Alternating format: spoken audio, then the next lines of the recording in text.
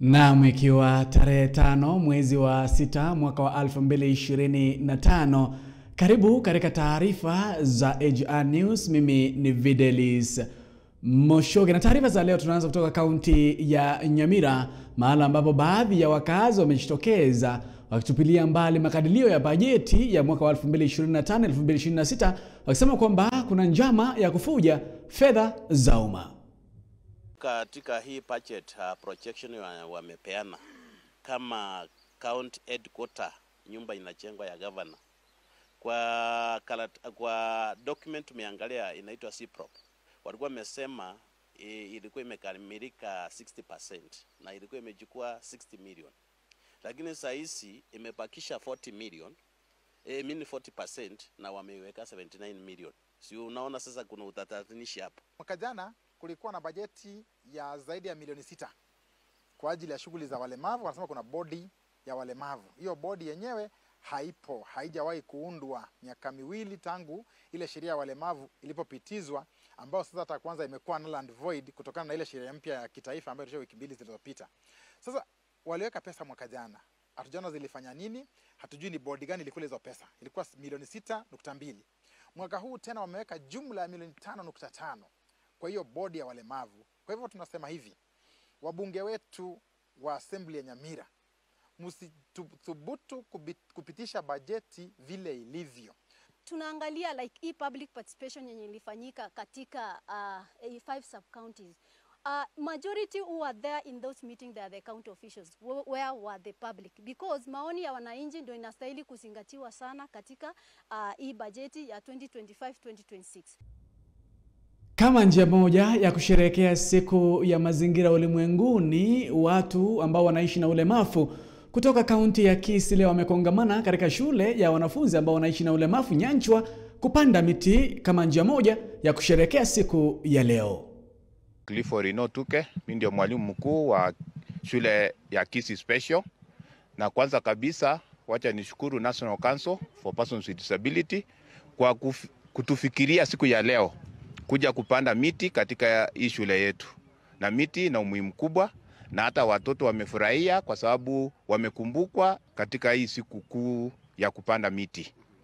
Na katika hii shule tunashukuru sana kwa sababu kuna wengi ambao wanatufikiria katika njia mbalimbali na tunawashukuru.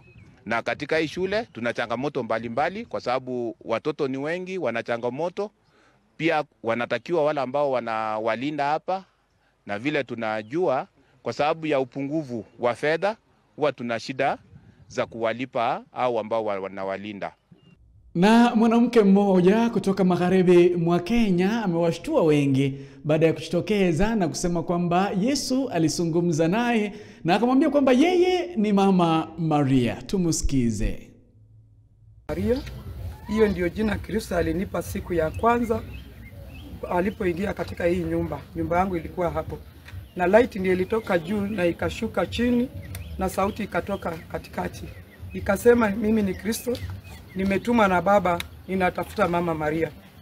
Nikamjibu, mimi sijui Mama Maria. Akaniambia ni wewe. Ni kiti ilikuwa imejificha na wakati umeadia waweze kujitambulisha. Haukuzaliwa, hauna baba, ulizaliwa na Roho Mtakatifu. Alipomaliza aliita bwana yangu Joseph, naye akamwambia mimi sio Joseph. Na akamwambia wewe ni Joseph, lakini ulipata bahati na haukuitumia kwa ukweli. Ulidanganya Maria, mkaenda kanisani, mkafunga ndoa, na wewe ulikuwa umeficha bibi. Mwenzangu alianguka, nikaona anapoamka anakubali. Mungu akamwambia nimewapa punishment kutubu kwa miaka 5. Msiende kanisa mkapokea. Tulitubu kwa hiyo miaka. Baada ya miaka 5 Kristo tena alirudi. Akanipa vitabu, akanituma nipelekee Father. Nikapelekea Father Rangiri Luanya. Nilipopeleka Father aliangalia chini hivi na akasoma kwa hiyo vitabu na akatupa siku ya kuja kufanya misa hapa. Na tukimalizia, waziri wa elimu Julius Migos Ogamba amekiri kwamba sekta ama wizara hiyo ya elimu haina fedha za kutosha za kuendesha masuala yote ya elimu. Ameyazungumza haya wakati ambapo alifika mbele ya kamati ya bunge kuhusu elimu. here. So members, let's not belabor on this because it will take a lot of time. That issue of what we'll do going forward, and I've answered that, and where the money is that is remaining, and you've indicated, and I'm well guided that we'll proceed to do an audit, which exercise is actually supposed to be done because our World Bank project, when it comes to an end, we are supposed to do a closure. So based on that report, audit of completing the projects, we'll be able to know where each and every project is at. And that document then can make a basis of further directions from this committee. Naam, nilikuwa nimekuambia kwamba weekendi hii tutakuwa na Police FC pale Gusii Stadium, kati ambapo pia itakuwa inamenyana na Shabana.